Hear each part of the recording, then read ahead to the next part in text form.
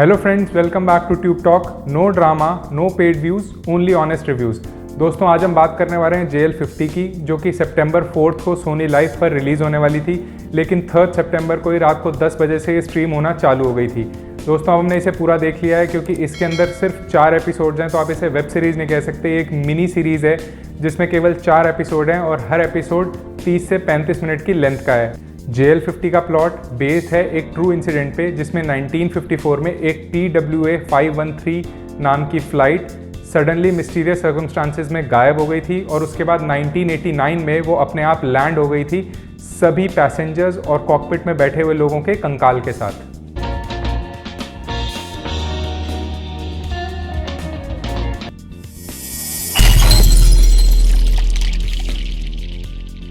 कहानी बेस्ड है वेस्ट बंगाल में, जहां पर A026 नाम की फ़्लाइट को मिलिटेंट्स हाईजैक कर लेते हैं और हाईजैक के बाद जब इसका इन्वेस्टिगेशन चालू होता है तो मिलती है JL50, जो कि 1984 में जिसने उड़ान भरी थी और मिस्टीरियस सर्कमस्टांसेस में वो गायब हो गई थी। अब इस मिस्ट्री की इन्वेस्टिगेशन पहुंचती है CBI के पास, जहां से आते हैं अभय देओल, अब जिनके ऊपर पूरा दारोमदार है इस सस्पेंस को कवर करने का, और उनके साथ जुड़ जाते हैं पंकज कपूर, जिन्होंने एक प्रोफेसर का रोल निभाया है।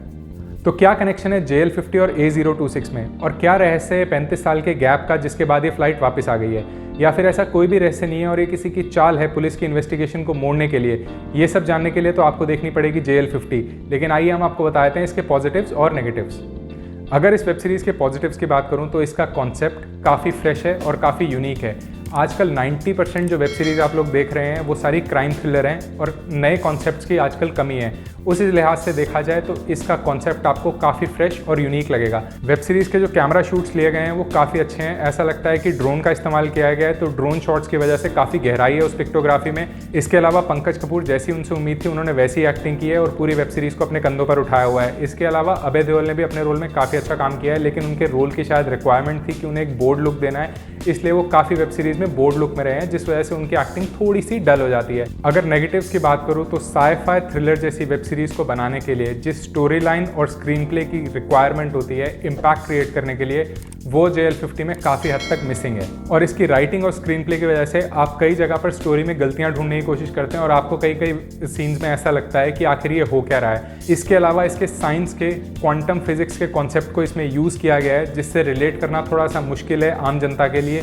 इसीलिए आपको इसको बहुत ध्यान से देखना पड़ेगा कि इसके पीछे राज क्या है। इस वजह से कहीं कहीं पर आपको सीरीज़ थोड़ी कंफ्यूजिंग लगेगी। इसके अलावा अगर आप इंग्लिश साइ-फाई थ्रिलर्स के फ़ैन हैं तो आपको इसका कॉन्सेप्ट तो अच्छा लगेगा, लेकिन जिस तरीके से इसको डिपिक्ट किया गया है, प्रोड्यूस किया गया है, डायरेक्ट किया गया है, आप उससे इम्प्रेस नहीं होंगे। तो दोस्तों, आपको ये वेब सीरीज़ देखनी चाहिए नहीं? तो इसका कॉन्सेप्ट काफ़ी यूनिक है, काफ़ी फ्रेश है। जिस टाइप की वेब सीरीज़ आप काफ़ी टाइम से देख रहे हैं ये उससे काफ़ी अलग है। इसके अलावा अभय देओल की एक्टिंग, पंकज कपूर की एक्टिंग और जिस तरीके से ये पूरी story sci-fi thriller, Indian sci-fi thriller बनाने की कोशिश की गई है, इसे एक बार देखा जा सकता है। दोस्तों, हमारे पिछले वीडियो में जहां हमने सितंबर रिलीजेस के बारे में आपको पूरी डिटेल दी थी, वहीं पे हमने JL50 के बारे में बताया था और हमें काफ़ी कमेंट्स आए थे आप लोगों के कि आप लोग इस वेब सीरीज़ का बेसब्री से इंतज़ार कर रहे हैं। तो वो इंतज़ार अब ख़त्म हो चुका है, तो इसलिए अगर आपके पास सोनी लाइव का सब्सक्रिप्शन है तो आप इसको वेब सीरीज़ को वहाँ जाकर देख सकते हैं। लेकिन अगर आपके पास ये इंतज़ाम नहीं है तो आप हमें कमेंट सेक्शन में या हमारे इंस्टाग्राम या टेलीग्राम पर हमें बता सकते हैं और हम आपकी मदद करेंगे। हमारे इंस्टाग्राम और टेलीग्राम का लिंक हमारे चैनल पेज पर मिल जाएगा, जो आपको हमसे डायरेक्ट कनेक्ट कर देगा। तो ये वेब सीरीज़ आपको कैसी लगी हमें कमेंट सेक्शन में ज़रूर बताएं। इसके अलावा अगर आपको इसको देखना है तो भी हमें बताएं और हम आपकी मदद करेंगे। Until we bring back our next review for you, it's goodbye from Tube Talk.